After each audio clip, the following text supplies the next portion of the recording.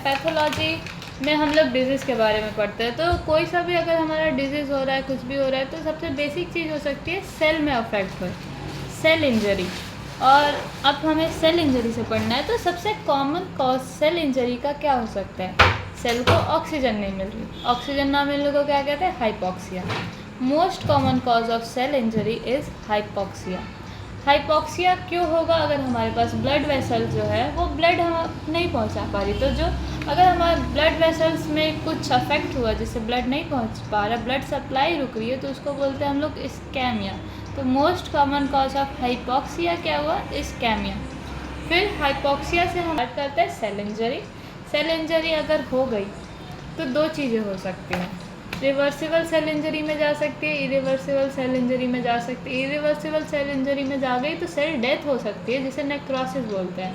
Cell injury अब starting से शुरू करते हैं। अगर हमें कोई भी इंजरी हुई है, सेल में इंजरी हुई है, तो सबसे पहले हमारा बॉडी अडेप्ट करने की कोशिश करेगा।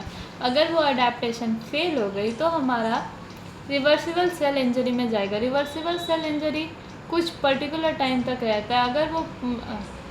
अगर वापस से हमारा ऑक्सीजन की डिमांड्स मिल जाती है तो रिवर्सिबल, इसीलिए उसका नाम रिवर्सिबल है, वो नॉर्मल हो सकता है। लेकिन अगर रिवर्सिबल सेल इंजरी के बाद भी इंजरी कंटिन्यू रहती है तो वो इरिवर्सिबल सेल इंजरी में चल जाएगी। और irreversible cell injury ultimately cell का डेथ का रीज़न बनेगा, जिसे सेल डेथ को हम लोग नेक्रोसिस बोलते हैं मेडिकल टर्म्स में। अब कोई सा भी सेल अगर डेड हम लोग कह रहे हैं तो सेल डेथ के लिए क्या क्या चीज़ें होने पड़ी? एक सेल में मेन फीचर्स क्या होता है? उसका फोस्फोलिपिड का मेम्ब्रेन, सेल मेम्ब्रेन, बीच का उसका न्यूक्लियस और प्रोटीन्स, ये सब। अगर हमें सेल डेथ करवानी है तो मतलब उसका सेल मेम्ब्रेन डिस्ट्रॉय हो रहा है, न्यूक्लियस डिस्ट्रॉय हो रहा है और प्रोटीन डिस्ट्रॉय हो रहा है। सबसे पहले अब हम लोग बात करते हैं रिवर्सिबल सेल इंजरी। जब हमारा एडेप्टेशन नहीं हो पाया तो रिवर्सिबल सेल इंजरी में गया। हाइपोक्सिया, ऑक्सीजन कम हुआ। ऑक्सीजन कम होने से माइटोकॉन्ड्रिया पे डायरेक्ट इफेक्ट होगा, माइटोकॉन्ड्रियल डिसफंक्शन होगा। ये हमारा पहला चेंज होगा सेल इंजरी का। इसके बाद माइटोकॉन्ड्रिया पता ही है एटीपी बनाता है, तो माइटोकॉन्ड्रिया के डिसफंक्शन से हमारा एटीपी कम हुआ। अब इससे तीन चीज़ें हो सकती है, मतलब रिवर्सिबल सेल इंजरी में बेसिकली तीन चीज़ें होंगी। पहला है कि एटीपी हमारा नहीं मिल रहा, तो सोडियम पोटेशियम पंप आप लोग जानते होंगे, एटीपी से ही काम करता है। Sodium potassium ATPase pump. 3 sodium बाहर जाता है तो 2 पोटेशियम अंदर आता है। ये हमारा नॉर्मल सेल का फीचर है।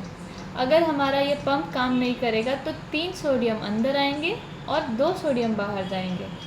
इसको एज अ ट्रिक याद कर सकते हैं, नो किया मतलब एन आउटसाइड। इन जनरली मतलब नॉर्मल कंडीशन में सोडियम बाहर ज़्यादा आउटसाइड में होता है। फ़िलहाल के लिए जहाँ पे चार्ज ज़्यादा होता है वहाँ पे वाटर ज़्यादा होता है। अगर हमारा इन जनरल केस, हमारा नॉर्मल केस में 3 सोडियम बाहर थे, मतलब चार्ज बाहर में ज़्यादा था, इसलिए हमारा वाटर ज़्यादा था, तो सेल नॉर्मल था। लेकिन अगर हमारा रिवर्सिबल सेल इंजरी में सिचुएशन चला गया है तो हमारा एटीपी नहीं बन रहा है, तो हमारा सोडियम पोटेशियम एटीपेज पंप काम नहीं कर रहा है, तो अब उल्टा हो जाएगा केस। अब सोडियम ज़्यादा अंदर आएंगे, 3 सोडियम अंदर आएंगे, 2 पोटेशियम बाहर आएंगे, तो इससे हमें पता चल रहा है चार्ज अंदर ज़्यादा है। जहाँ पे चार्ज ज़्यादा है वहाँ पे पानी जाएगा, अंदर में पानी जाएगा, जिसकी वजह से वाटर रिफ्लक्स होगा और सेल स्वेल करने लगेंगे। तो ये हाइड्रोपिक चेंज ये एग्जैक्टली सेल में हो रहा है, तो ये हमारा पहला मॉर्फोलॉजिकल चेंज हो जाएगा सेल इंजरी का।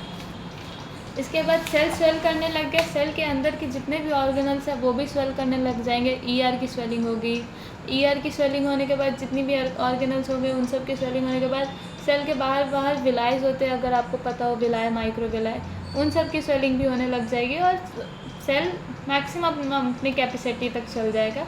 उसके बाद भी वाटर अगर रिफ्लक्स होते रहा तो साइटोप्लाज्मिक ब्लेब्स बन जाएंगे, मतलब उस सेल के बाहर वाली लेयर पे भी ऐसे उभारे आने लगेंगे, उसको साइटोप्लाज्मिक ब्लेब्स कहते हैं।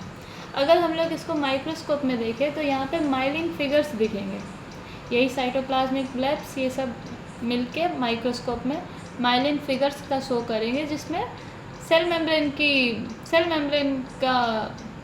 में चेंजेस होने की वजह से माइलिन फिगर्स दिखेंगे। और सेल मेम्ब्रेन किसकी बनी होती है? मेनली फॉस्फोलिपिड्स की, फॉस्फोलिपिड्स एंड कैल्शियम की।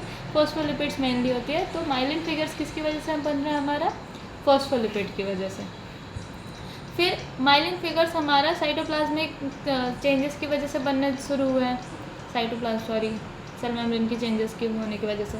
तो रिवर्सिबल में स्टार्ट हो चुके हमारा सेल मेम्ब्रेन चेंज होना, तो रिवर्सिबल में माइलिन फिगर्स बनना दिखना शुरू हो जाएंगे, और इरिवर्सिबल सेल इंजरी तक वो बहुत अच्छे से दिखने लगेंगे माइलिन फिगर्स। इसके अलावा ये तो हो गया हमारा सोडियम पोटेशियम पंप अगर काम करना बंद कर जाए तो क्या होता है। सोडियम अगर हमें ऑक्सीजन नहीं मिल रहा है तो एरोबिक ग्लाइकोलाइसिस नहीं होगी, ग्लूकोज पायरुविक एसिड में नहीं टूटेगा, उसकी जगह ग्लूकोज से एनर्जी नहीं मिलेगी, उसकी जगह लैक्टिक एसिड हमारा एंड प्रोडक्ट मिलेगा। मतलब एनारोबिक ग्लाइकोलाइसिस होगी, जिसकी वजह से हमें लैक्टिक एसिड एंड प्रोडक्ट मिलेगा विदाउट ऑक्सीजन के ग्लाइकोलाइसिस। और लैक्टिक एसिड, अब हमारे बॉडी में लैक्टिक एसिड प्रोड्यूस हो रहा है, और एसिड का पीएच कितना होता है? कम। एसिड की वजह से पीएच बॉडी का कम हो जाएगा, उसकी वजह से न्यूक्लियर के क्रोमेटिन कंडेंस होने लगेंगे। इसके अलावा जो हमारा ईयर होता है एंडोप्लाज्मिक रेटिकुलम, उस पर राइबोसोम अटैच होते हैं ऑक्सीजन की वजह से, जो एटीपी प्रोड्यूस होता है उनकी वजह से। अगर एटीपी नहीं मिलेगा तो राइबोसोम डी अटैच होने लगेंगे, और राइबोसोम डी अटैच हो गए तो प्रोटीन सिंथेसिस नहीं हो पाएगा। प्रोटीन सिंथेसिस नहीं होगा तो फिर फैटी चेंजेस देखने को मिलेंगे, फैट में अफेक्ट आएगा। तो ये 3 चीज़ें तो हो गई रिवर्सिबल सेल इंजरी में। क्या क्या होगा? सोडियम पोटेशियम एटीपेस पंप काम नहीं करेगा, एनारोबिक ग्लाइकोलाइसिस होगा तो लैक्टिक एसिड प्रोड्यूस होकर न्यूक्लियर कंडेंसेशन होगा, और राइबोसोम डी अटैच होने लगेंगे तो फिर प्रोटीन सिंथेसिस कम हो जाएगी और फैटी चेंजेस दिखेंगे। ये हो गए हमारे रिवर्सिबल सेल इंजरी के फीचर्स।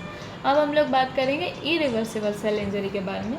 इरिवर्सिबल सेल इंजरी अगर रिवर्सिबल के टाइम पे भी और कंटिन्यू हो गई सेल में डैमेज तो इरिवर्सिबल तक पहुंच जाएगा। इरिवर्सिबल सेल इंजरी के 2 डिफाइनिंग फीचर है। पहली बात कि मेम्ब्रेन में सीवियर चेंजेस होने लगेंगे सेल मेम्ब्रेन में। दूसरी बात, माइटोकॉन्ड्रिया सीवियरली